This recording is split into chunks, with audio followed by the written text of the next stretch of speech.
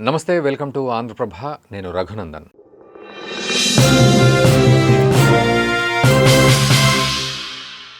Operation Sindoor గురించి చట్టసభల్లో రాజ్నాథ్ సింగ్ గారు, డిఫెన్స్ మినిస్టర్, చాలా అద్భుతంగా మాట్లాడారు.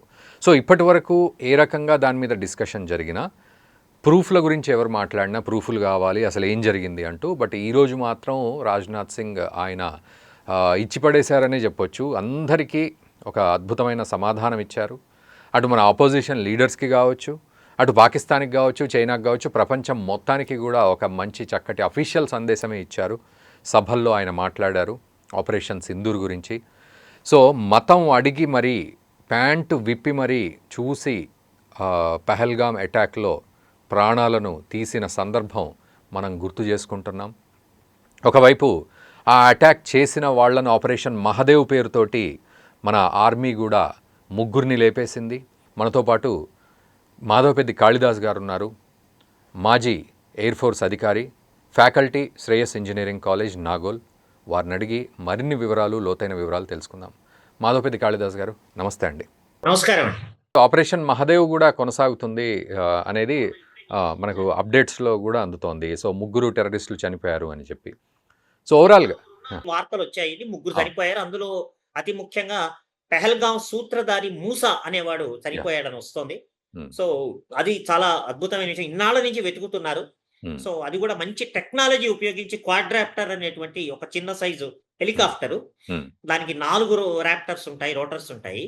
సో పవర్ఫుల్ గా ఉంటుంది, ఎక్కువసేపు ఎగరగలదు. దానిలో అత్యాధునికమైనటువంటి మంచి మంచి కెమెరాస్ అవి వాడగలరు. సో దాని సహాయంతో టెక్నాలజీని ఉపయోగించుకొని వాళ్ళ మొత్తం మీద జాడ పసిగట్టామంటున్నారు. బట్ అఫీషియల్ స్టేట్మెంట్ వస్తుంది. ఎందుకంటే ఎవరి కోసం అయితే ఈ 2.5 నెలల నుంచి, ఎందుకంటే ప్రధాన సూత్రధారులు వాళ్ళు కదా అన్నది. సో దాని మీద వాళ్ళు ఇంటెలిజెన్స్ ప్రకారం వాళ్ళు ధృవీకరించుకున్న తర్వాత దాని మీద కూడా బ్రీఫింగ్ ఉండొచ్చు. సో చూడండి, ఒక రకంగా చెప్పాలంటే మన ధర్మనిరతికి ఈ చర్చ జరుగుతుండగానే, పెహల్గాంని ఆధారం చేసుకునే కదా ఇంత చర్చ దేశం మొత్తం మీద అవుతోంది, ఇంత గొప్ప విజయాన్ని సాధించాము. ఆ సమయంలోనే అక్కడ టెర్రరిస్టు, దానికి సంబంధించిన సూత్రధారులు, పాత్రధారులు ఎవరైతే ఉన్నారో వాళ్ళు చనిపోవటం అన్నది చాలా శుభ సూచకం, చాలా మంచిది.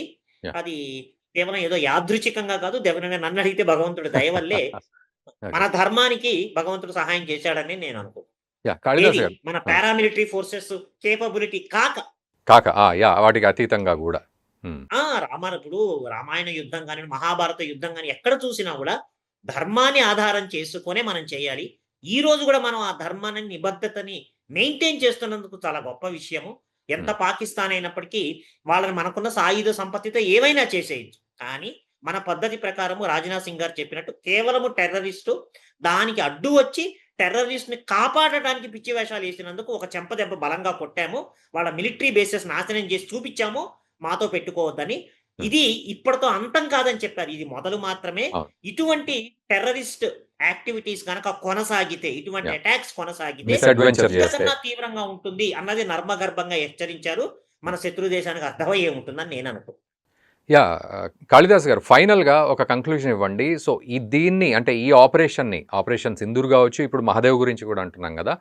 సో ఇవి ఏ రకంగా ప్రపంచం చూస్తోంది మన భారత్ను, ఎటువంటి మెసేజ్ ప్రపంచానికి వెళ్తోంది పాకిస్తాన్తో పాటు అని మనం అర్థం చేసుకోవచ్చు? 2 రకాలండి.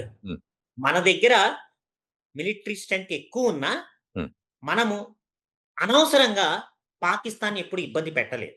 మనకున్న ఆయుధ సంపత్తికి మనం ధర్మంగానే వెళ్తున్నాం. మనం ఈ రోజుకి మనం పద్ధతిగా మాట్లాడుతున్నాం, మీరు టెర్రరిజాన్ని ఆపండి అని. సో ఈ మెసేజ్ స్పష్టంగా వెళ్తుంది. అందుకే పాకిస్తాన్ ఎవరూ సపోర్ట్ చేయట్లేదు, ఓపెన్ గా ఎవరూ చేయట్లేదు. సో మన మన మన నిబద్ధత ఏమిటి, మన దృఢ సంకల్పం ఏంటి? అయినా సరే మాతో పిచ్చి వేషాలు వేస్తే, ఒక చెంప కొడితే రెండో చెంప రోజులు పోయాయి, నువ్వు ఒక చెంప కొడితే నీ చేయి నరికేస్తాం అన్న పరిస్థితి వచ్చింది. అంటే మన దగ్గర సహనాన్ని, మన ఓపికని, మన న్యాయ నిబద్ధతని మీరు పరీక్షించొద్దు అన్న మెసేజ్ ప్రపంచానికి వెళ్తోంది.